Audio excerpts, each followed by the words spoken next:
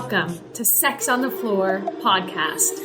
This podcast was created to help educate the public about problems with sex and intimacy and how this is tied to both physical and mental aspects. Hosted by myself, Dr. Molly Hart, a passionate pelvic floor physical therapist and owner of Pelvic Balance Physical Therapy, and by Dr. Katie Schubert, a phenomenal sex therapist and owner of Cypress Wellness Center. We are here to have a good time. We're here to keep it real with you all and to educate along the way. I'm so excited for you to join us. We strive to help many relationships prosper in fun, safe, and healthy intimacy. While listening to the show, please remember that this information is not meant to diagnose or treat any medical conditions. Please speak with your medical provider for all things related to your healthcare.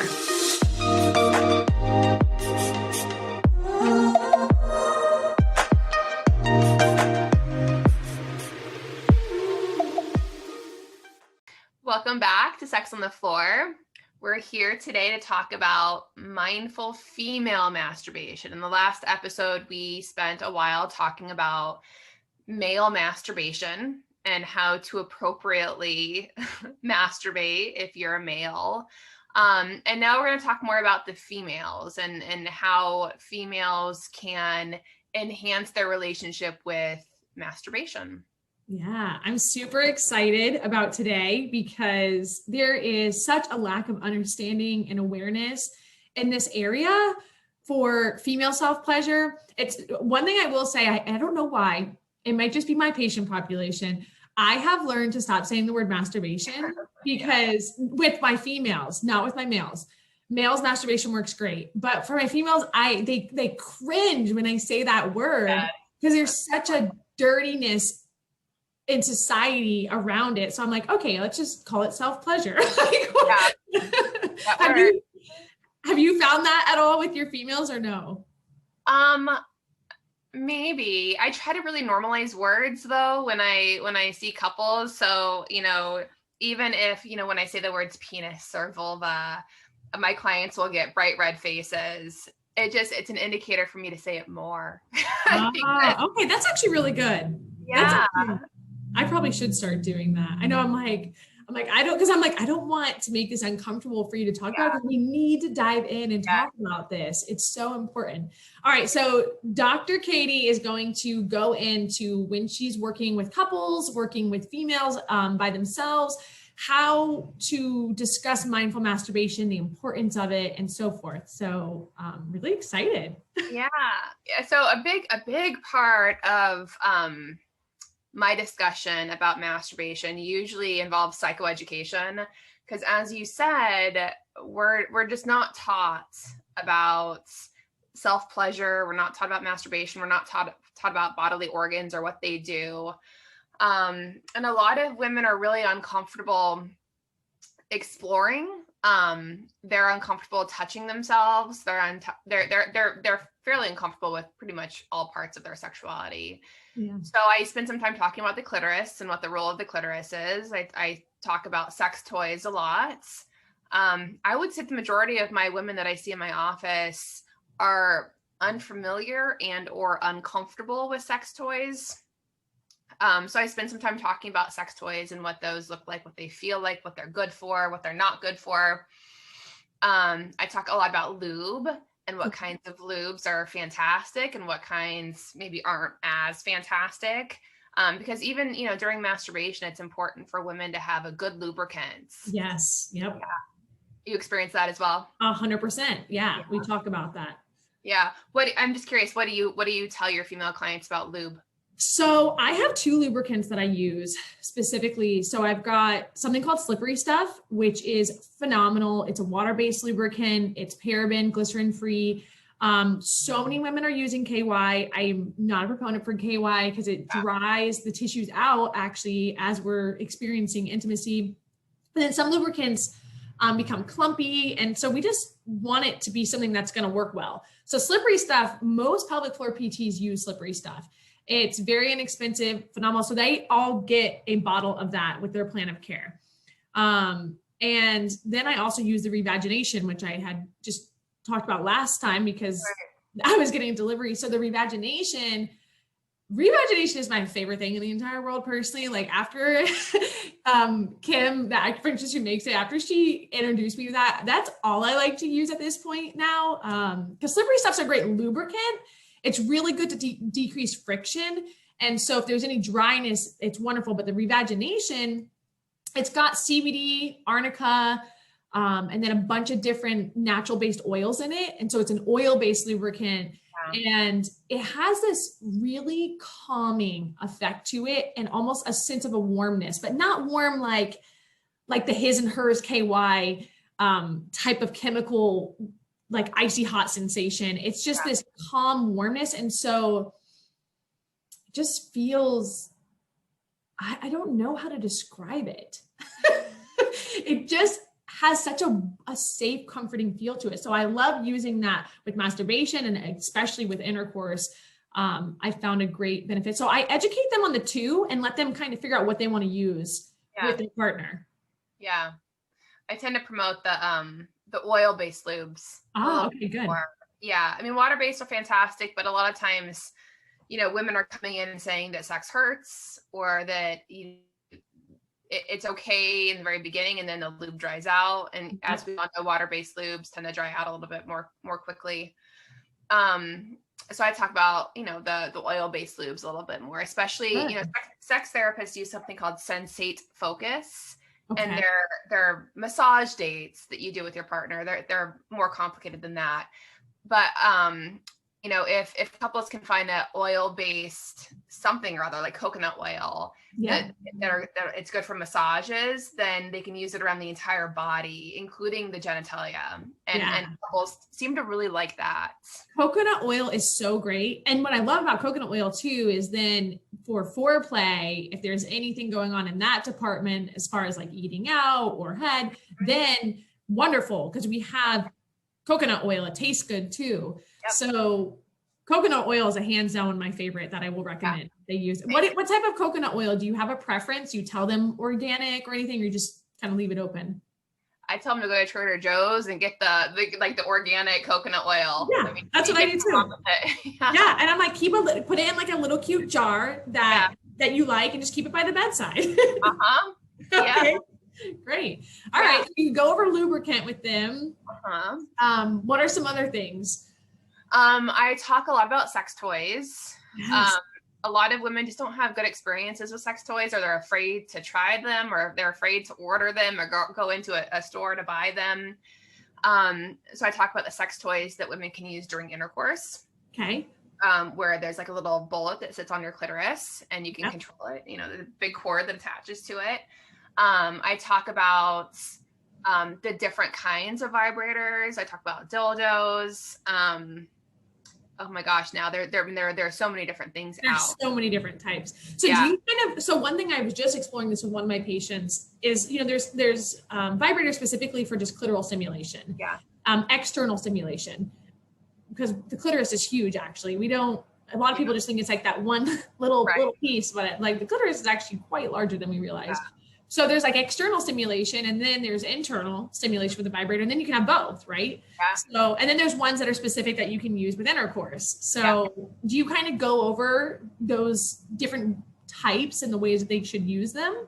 I do. Yeah. If it's a newbie, if she's never used a sex toy, I try not to ask her to go out and buy like a huge like dildo vibrator.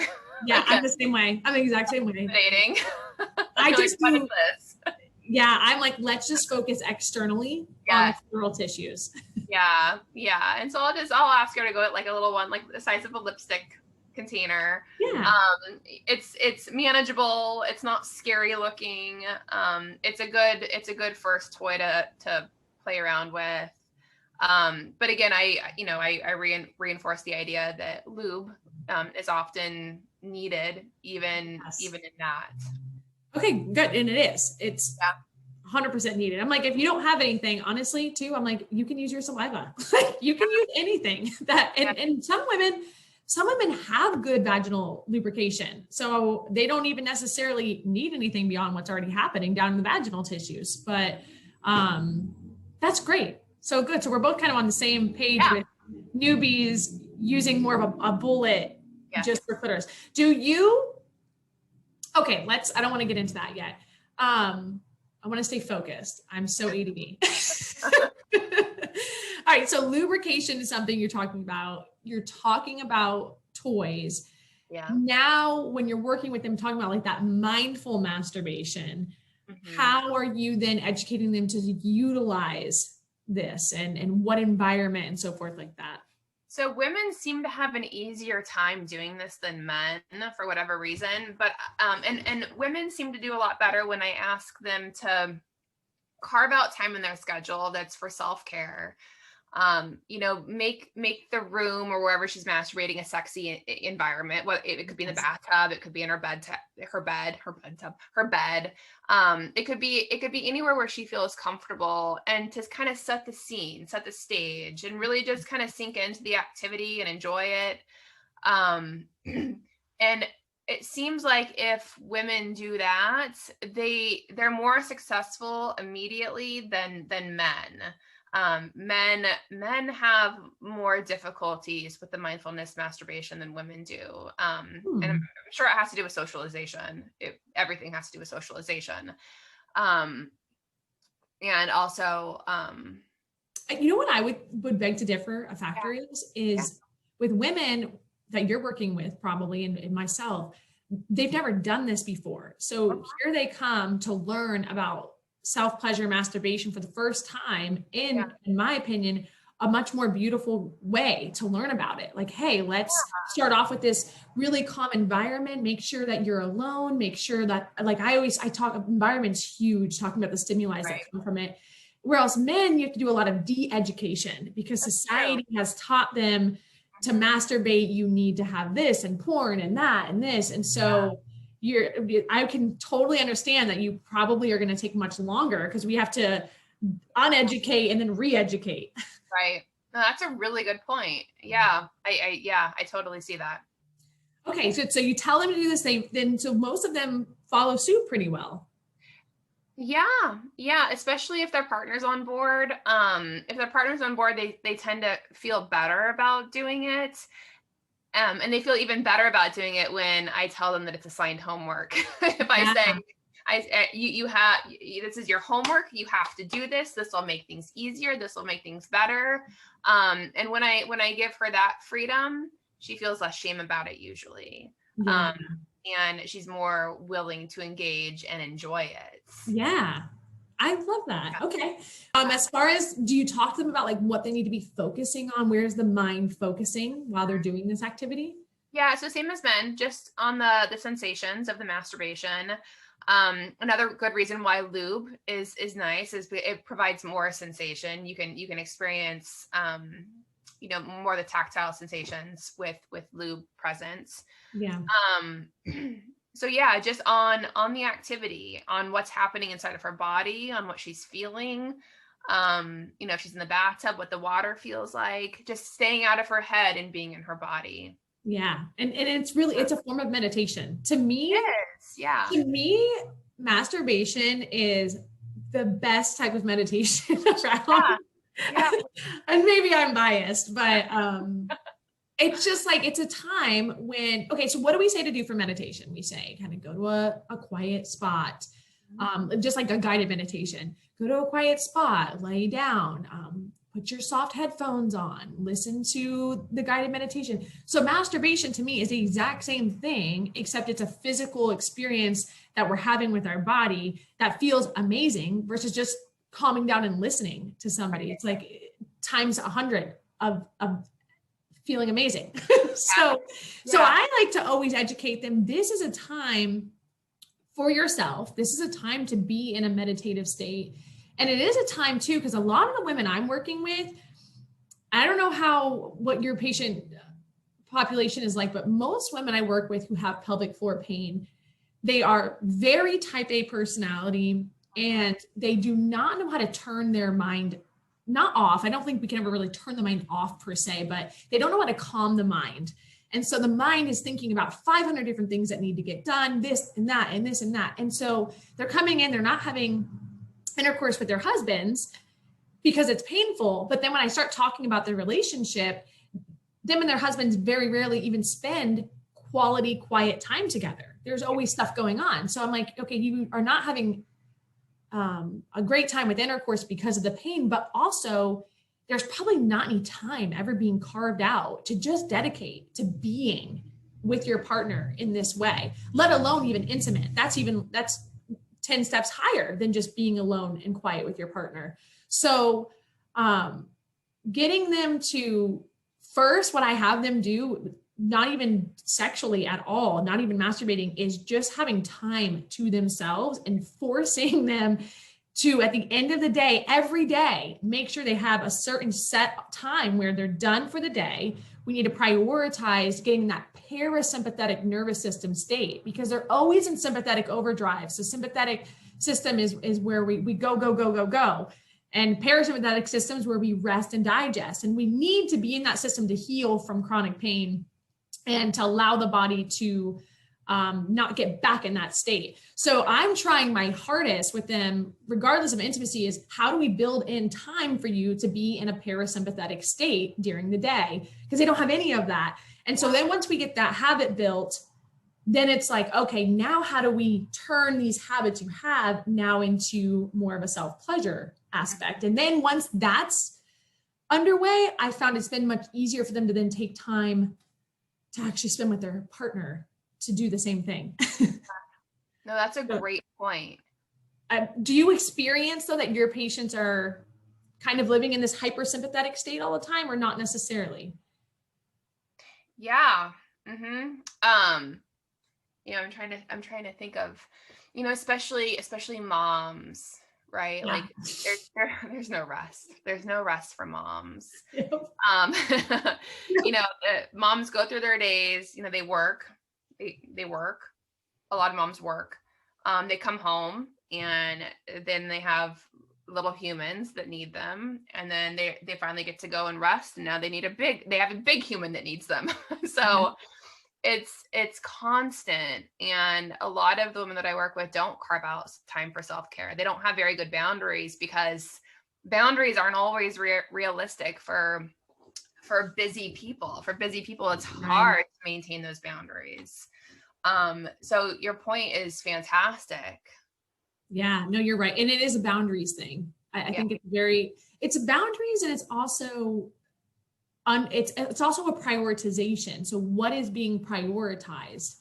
And often we are prioritizing things at a higher level compared to other stuff and it needs to be reversed. And so I think helping women to understand how important it is to prioritize yourself, to prioritize time alone, to prioritize your sexuality, so masturbation, and then super important that we prioritize time with our partner, because they cannot, no relationship ever. I had a coach one time say to me, he was talking about money, totally off topic, but he said, if you don't care about any relationship, you don't put time into it, he goes, what's going to happen to the relationship? Well, of course it's going to suffer. And so a lot of people say, I don't care about money. That's what he was talking about. He's like, well, you can't not care about money, because then you're not going to have any money. But he's like, if you take that same principle though, if you don't care about spending time, quality time with your husband, you can't, or your partner, you can't expect that relationship is going to be safe and wonderful and comforting and everything you want it to be. You have to put that time into it. And that's a big factor. As women, we do not put time into that area of life, sexuality. Yeah. So why do you think we don't prioritize that? Because there's so many other things. Right? There's, like I said, there's kids in the picture a lot of the times. There's partners in the pictures. There's work in the picture. There's literally all of the studies that have been done on heterosexual couples and housework and childcare. Women spend double the amount of time that men spend on pretty much all activities having to do with household stuff and childcare. Yep. So, there's this very obvious second shift happening for women. And by the time they're done with that second shift at home, they're done. Yeah, they're tired. Yeah, there's no sex drive, right? There's no desire to be sexual with herself or with anybody else. Yeah, there's no energy left. There's nothing left in the tank. Yeah. So how do you work with women in that situation, the mom who's working full time, whose husband isn't very helpful with household tasks, and she is just so overwhelmed and busy? To me, it's like, how can we add in anything more on her plate? So oftentimes with those sorts of heterosexual couples, what I'll have them do is write out like a task list. And so they can both see what they're doing at home to contribute. Because just like all of the studies that I just mentioned, there's been a lot of studies done recently about happy marriages, happy relationships. And it turns out that the relationships where the man and the woman in that relationship are equal participants in childcare and housework, those marriages are the ones that last longer, and they're also the most satisfying marriages. Yeah. And that's what I tell my couples. I say, if you want a long marriage, if you want a marriage where you're happy and satisfied, then we need to make things more equal. Yep. And as soon as we get that balance equal, the sex comes back, because there's no resentment, there's no animosity. She's not exhausted anymore. He's not taking it all for granted and not thinking about what she's doing. So that's a big, see, we're talking about female masturbation, but what it's really turned into is a discussion about equality in relationships. Yeah. That's usually what happens in my sessions too. Yeah. Because it's like, where are they going to have time to do this? So I love exactly, like, oh my gosh, everything you said is completely spot on. And I 100% agree. I have that conversation with my patients all the time of the task list. Yeah. My husband and I have had multiple conversations where I have written out all of the tasks, every little baby task too, the smallest little things, filling the water bowl for the dog, feeding the cat, like doing the cat litter. I mean, every little thing. And then figuring out who's responsible for that. And what I found too, I don't know if, we probably shouldn't get too off topic with this, but I have found that with men and women, when we can really take responsibility in the partnership, marriage is a partnership, and any relationship should be a partnership, hopefully. If you have assigned roles and tasks, it makes everything work smoothly. Just like I tell them, I'm like, same thing with any business that you're a part of. If you're a part of a business, or you're going to all have certain tasks that you're responsible for. And that's what allows the business to grow and to flourish. Now, if we had a business and one person's trying to do everything and other people are slacking and not helping, is the business going to do well? No. And a marriage is a partnership that we want, hopefully, to do well and to flourish. And that task list is so huge. I definitely get some resistance from my females with the task list because they said their husbands will not go for it. Yeah. And that's hard. That's when I'm like, you need to go to Katie. This is too much. I don't have time for this, but you guys need serious counseling if this is not appropriate, if this is not doable. Okay. So for the mindful masturbation, you are helping them to figure out what their daily, weekly routines, when they can even fit this in. Yes. Yeah. And it often goes hand in hand with just a more open dialogue about boundaries around self-care. Okay, great. And once you have those talks, you're finding most of your females you work with are able to carve in this time and make this more of a habit. Yeah. So the interesting thing here is that, when couples or individuals come into me, their primary complaint is about something sexual, because I'm a sex therapist, but it's never that easy, right? It's never, like I tell them, like I've said this so many times, it's never about the sex. It's never about the sex. It's always about something else. So usually before I can even get to a discussion about what mindfulness masturbation would look like for her and have that be successful, I have to tackle all of the things that we just discussed, because she doesn't have time for it. She's exhausted. She's feeling resentful. Her desire for sex isn't there because she has, a million things on her plate. Yeah. So usually I have to tackle those things before I can even discuss, masturbation or sex. Yeah, no, I love that. I can, that's wonderful to know. Is like, this is not, mindful masturbation is not something that we tackle right away. Whereas with men, you probably can tackle that a little bit sooner, I would assume. Yeah, I can. Right? Uh-huh. Yeah. Because they are carving time out for it. That's a part of their weekly routine, right? It seems like it. Yeah. Yeah. Whereas women, you know, if they have other stuff going on in their lives, they're less inclined to carve out time for masturbation. What is, for mindful masturbation with women, do you give any recommendations for like how often you would like them to partake in this, or how long you want each session to go? I do that with men. I don't do that with women because Okay. I don't want to put more pressure on her to adhere to rules or guidelines, or feel like she's not doing something that she should be doing, or feel like she's doing something that she shouldn't be doing. So I try not to. I just say, you know, carve out time for self-care, carve out time for masturbation, and try not to feel guilty about it. Yeah, good. Okay. And do you educate at all on how much longer it takes females to have an orgasm compared to males, and to not have these expectations that it's going to be this like quick wham and bam thing? Yeah. So the funny thing is that a lot of, I mean, yeah, I do understand that it takes women a little bit longer to orgasm if that's if she can. If it's even the goal. Yeah. If that's even the goal.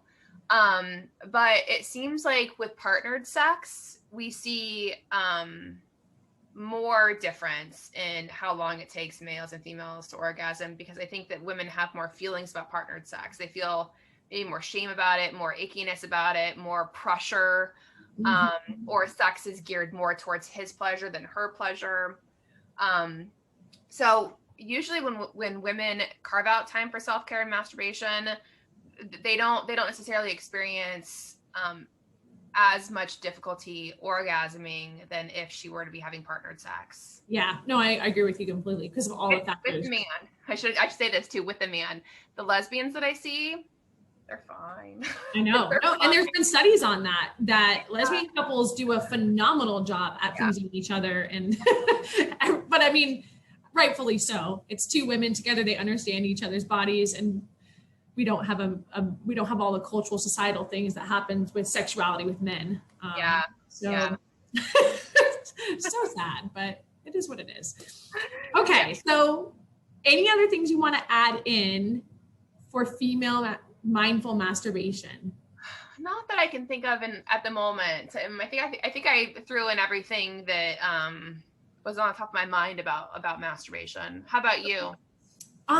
So one thing I like to show them. Do you ever show them a picture of the clitoris at all? Do you use it? Oh, I gotta give you some great pictures. I want one of those like clitoris puppets or those vulva puppets. Have you seen those? Oh, yes. I need to get one of those too. That's so the velvet one. So I'm a part of this group called Pelvic Guru, and I love her group because she has an artist who draws these really awesome anatomy pictures that are for the pelvic health world. And there's this beautiful picture. Let me put it up on here. Let me show you on here.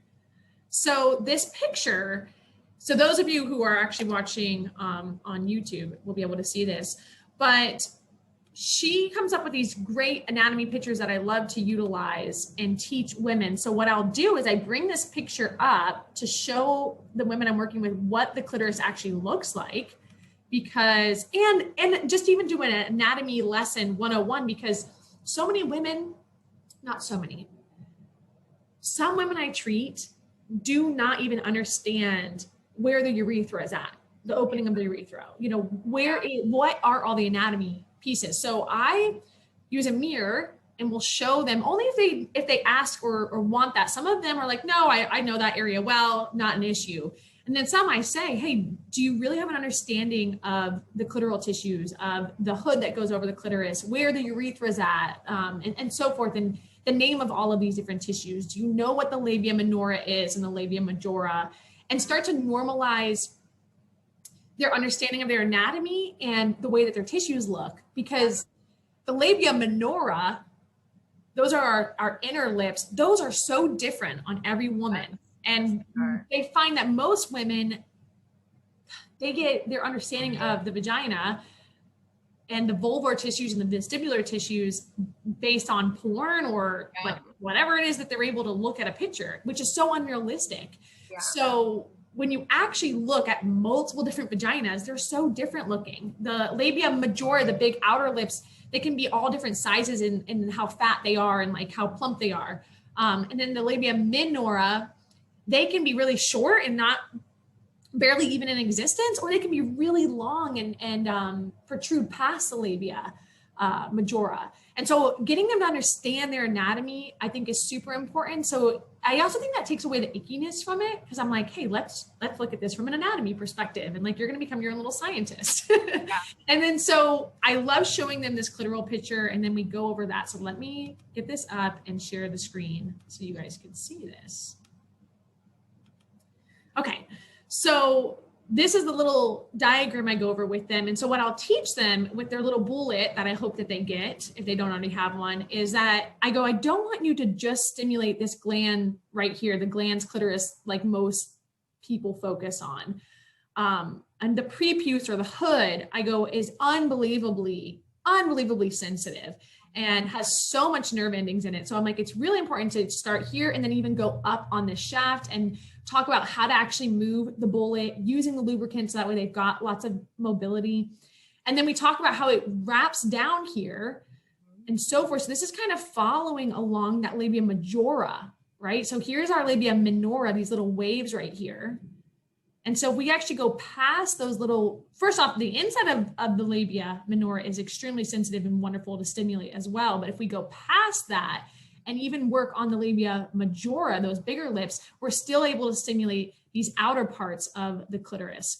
So this is what we call like the corpus cavernosum, which is, by the way, very similar to the penis anatomy. If you actually look at the penile anatomy, it's crazy how, I mean, It's not crazy. It makes sense that they're very similar looking. So I'm going to stop sharing this. You're able to see that, Katie? Yeah, that was a great picture. Okay, so I like to, when they are using it, is just tell them to play around with how it feels different on different areas of their clitoral tissues. And so how does it feel when it's at the glands? How does it feel when you're just working on the hood? How does it feel if you lift the hood up? You use your hand, you kind of lift that up and then work on the shaft kind of the clitoris. If you go down, and then so to play around with those different sensations, and then have, if the goal is to have an orgasm, maybe try to achieve an orgasm working on different areas of those clitoral tissues. So those are just some fun little things that I'll add in. And that, of course, depends, on how open they are to talking about. Yeah. Right? Yeah, exactly. You don't want to make anybody too uncomfortable. Yeah. So it depends on the level of where the female's at, like you had said earlier, on how advanced we would get with talking about different mindful masturbation type things. Yeah, I love it. All right. Anything else? Or you think we hit this topic pretty well? I think we did. And as usual, if any of our listeners have questions, please feel free to send them in. Our emails pop up at the end of the podcast. Yeah. Okay. Yep. At the very end, you'll hear all of the emails. So send us questions if you have any questions on this episode, or if you have thoughts on a topic that you think would be wonderful for us to cover. Yeah. Bye, guys. Thank you.